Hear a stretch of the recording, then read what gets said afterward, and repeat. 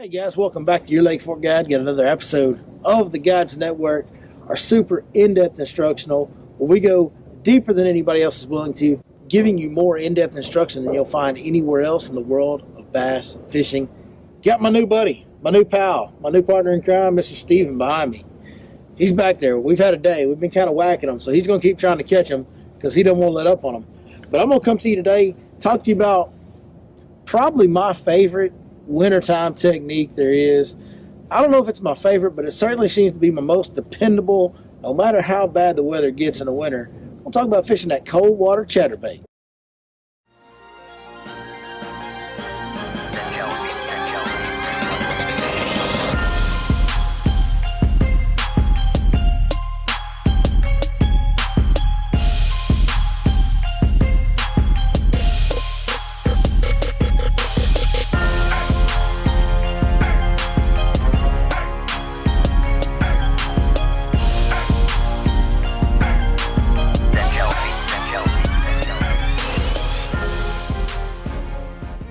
Guys, you know, chatterbait is just, it's so dang dependable. You know, we're out here on a lake today where the fish weren't really biting. The water was 48 to 51 degrees, depending on where you were in the pond there. Had some cold nights here lately, and the fish were just generally in a lethargic type of mood. And we struggled a lot this morning. Weren't getting any bites. Caught a good one right off the bat on a lipless crankbait. We were struggling. We finally got that chatterbait in our hands and kind of left it there for a while. And like it always tends to do, no matter how bad the bite is, man, it put them in the boat for us. And we ended up catching them really good.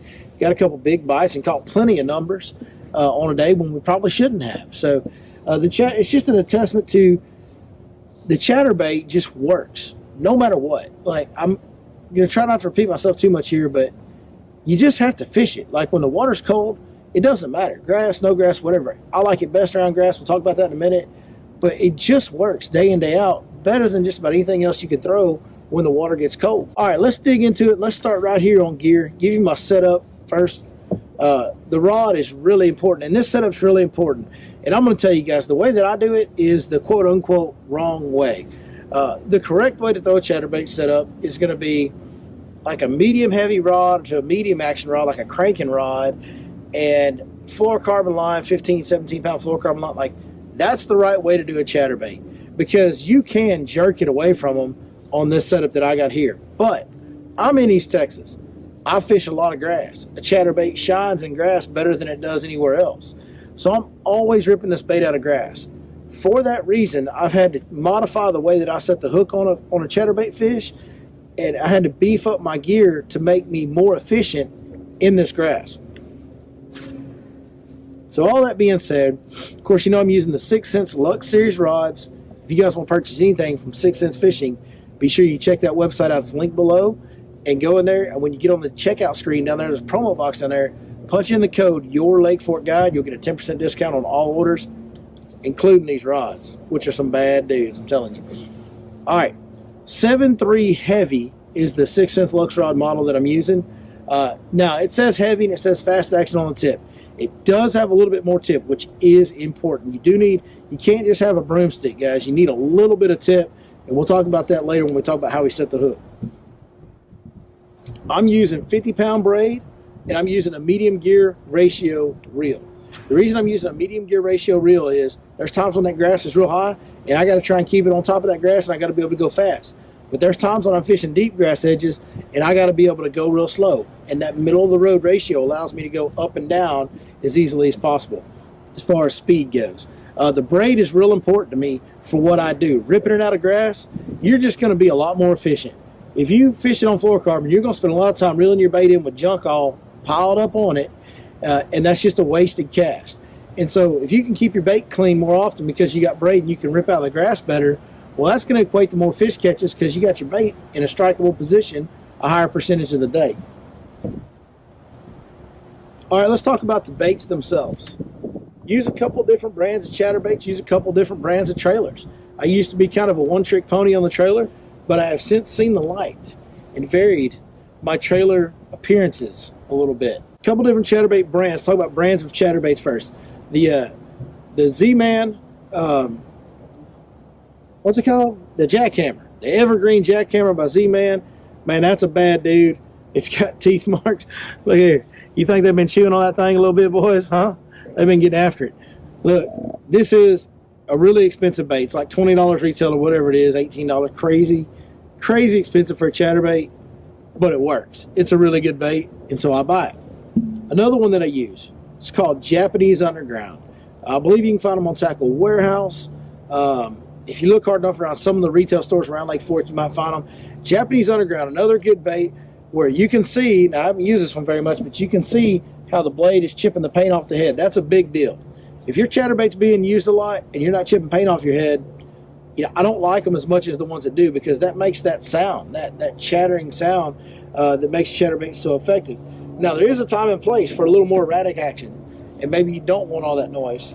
When that's the case, there's one that I use. It's a little bit unique, and I tend to go with this one a lot when I'm around a lot of wood. If I'm fishing a lot of wood and not as much grass, then this is without a doubt 100% the chatterbait that I go to. It's made by a guy local here on Lake Fork. His name is Joe Spates. His store is the Tackle Factory. It's right there on the Highway 17 right at the Little Mustang Bridge. Joe Spates makes one that actually has a weed guard built into it. Works really good. It's just a little different action. It's a little more erratic, a little more wandering action, not as tight of a vibration, but it is more weedless around wood because of that weed guard built into it. And I don't really know of too many other chatterbaits that have weed guards built into them, so that's kind of a unique option. You've kind of seen my colors. I go with either plain white or a little bit of white and chartreuse. This is a custom skirt that I tied on myself. Got chartreuse and blue on the back, solid white on the bottom. I do like solid white all the way around as well. I'll throw just a plain old green pumpkin, and I'll throw a black and blue, and that's the only colors I own. You know, I'm one of those guys, I always like to match my trailer colors to the chatterbait itself. Some guys will contrast them. That's just not something I've ever done. I've caught them really good on chatterbait. I always match the color. Maybe a little bit of my fishing OCD kicking in, but I like my colors to match. The different styles of trailers that I use, this is the OG, man. This is the one that we've been throwing forever and ever on chatterbait. Lake Fork Tackle Live Magic Shad. It's hard to beat this one, especially in the wintertime. I always go back to it. Really, really good chatterbait trailer. Another one that I've been playing with this year and really shined in the summertime, a little bit faster kick, another jointed bait. This is the Impact Shad from Impact Lures. That is linked below as well. You can check out Impact Lures as well. But it's got a single joint, a little bit faster, tighter kick. Worked really well throughout the year for me. But as I've gotten into the winter, it seems like I'm getting a little bit more bites on the old Live Magic Shad. And then the last one that I will use as well, I do sometimes use a paddle tail. And it's just kind of an odd thing. If I feel like they ought to be biting a chatterbait and they're not biting it for whatever reason, I'll put a paddle tail on there.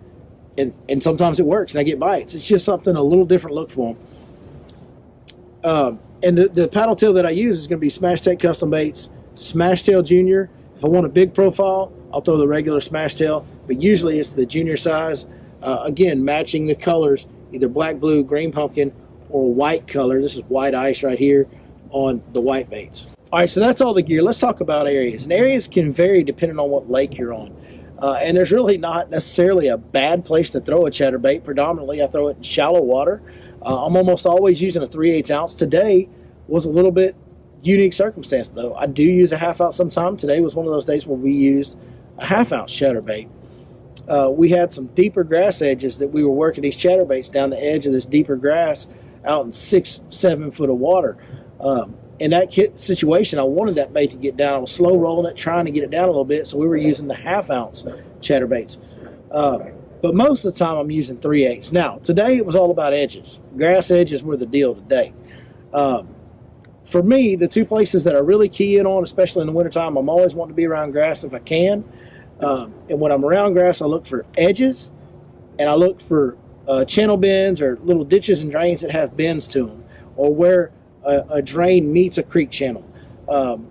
Those areas, again, they're edges. They're just a little different type of edge. This was a straight grass edge down a bank, and that's where we were catching our fish, or a grass edge on a point. That's where we were catching our fish in a little bit deeper water than normal for around here. On Lake Fork, there's a lot of 2 to 3 to 4 to 5 foot grass flats that'll have creek channel bends in them, and I love fishing those creek channel bends on the edges, on the grass edges on those as well. So basically what I'm telling you is look for an elevation change that creates a grass edge and put your head down and fish hard till you locate where they're holding. That's the best way to do it. I mean, because they can change from day to day depending on high skies, cloudy skies, wind, no wind, water temperature change, cold trend, warm trend. All that can change where the fish are holding, but they'll bite a chatterbait usually every single day, so you have to kind of explore those edges and find out exactly where they're holding. All right, now let's get up here and show you how we're retrieving these baits to catch these old cold water chatterbait fish. All right, guys, got a little bit of a grass edge right out here in front of us that we've been fishing today. So I'm going to show you guys how I'm working this chatterbait through that grass to get these bites. You know, I like to make a long cast, especially in the wintertime. Lethargic fish, the longer I make a cast, the more fish I present it to, the more chances I have of getting one to bite it. Because they don't want to bite, you're kind of teasing them into biting with this old chatterbait. We'll make a cast down this edge right here. One of the big deals that I really believe in is pointing your rod straight out to slightly up. Like a 3 o'clock to 2 o'clock position is where you want that rod. And then I'm just going to control the elevation of the bait with my reel handle, not with my rod tip. I'm not going to lift up or point down. I'm going to just, there's some grass right there. But I'm going to keep slowing down until I feel some grass. I'm feeling grass right now. And when I start feeling grass, I'm going to give it a rip. It's going to come right, it came right out. And it was buried in it, it came out. Do it again, it comes right on out. And guys, that's really all you got to do. You know, if you start getting bogged down in that grass, speed that reel handle up a little bit, get it up higher. Right, now I won't hit any grass, and I'll start slowing down until I contact grass again, give it a rip, speed it up just a hair. So I'm always playing with the elevation of that bait with my reel handle to control how deep my bait is. But I want to use my reel handle. It's real important to have that rod in the correct position, because when you do hit grass, if you've got your rod down here and you just can't rip out of that grass as effective. If you've got your rod way up here, you have no leverage. You can't rip the bait out of this grass as effectively. And that's a real important part of this deal. All right, now one other thing that's super, super, super important is going to be your hook set on these fish when you're fishing the chatterbait. So I got my bait out there. I'm easing along. I'm feeling my grass, ripping it out of the grass, easing it along, going slow rolling. When you feel this fish bite, do not swing. Do not swing. With this setup right here especially, it's going to help you get in and out of that grass. You're going to be more efficient. But when you got that heavy action rod, that braided line, there's no stretch. If you're going to set the hook, you're going to blow that bait out of their mouth a lot of times. You're going to lose a lot of fish. So what you want to do, when you feel that bite, just let him load up. Just keep reeling. You feel a tick, just keep reeling. Okay, I start to feel weight. I'm going to turn, and I'm going to burn my reel handle. That's the big deal. The turn is part of it, but burning the reel handle is the big deal, because that's actually how you are setting the hook. That's how you're driving it home, is you're pulling all that fish's weight against it, kind of slowly easing that hook in.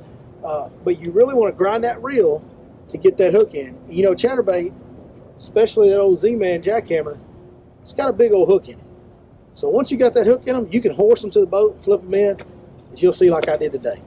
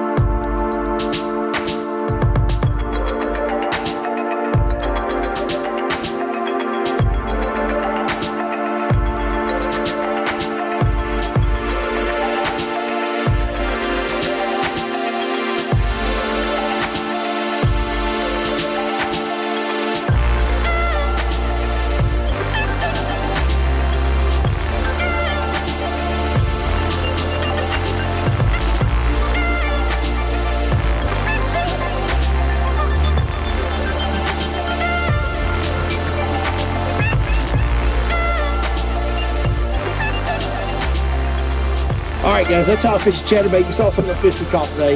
Man, what a great time we had today, and the chatterbait has produced so many days like that, and even better than that for me over the years in the cold time of year. It's just one of the best cold water baits you can throw. I know I said it earlier, I'm saying it again, but it's true. so we can say as much as we want to, I guess. Hey, thank you guys for watching. Be sure and check out those links below. Smash Tech custom baits for the Smash Tail Junior, Impact lures for the Impact Shad, and go over there to 6 Cents Fishing. Get you some of those rods. Maybe you want some hard baits. It's that lipless crankbait time of year. It's that jerk bait time of year. And whenever you order any of those, be sure to punch in that code, Your Lake Fork Guide, and get a 10% discount on all orders. Really appreciate you guys watching, and we'll see you next time right here on Your Lake Fork Guide.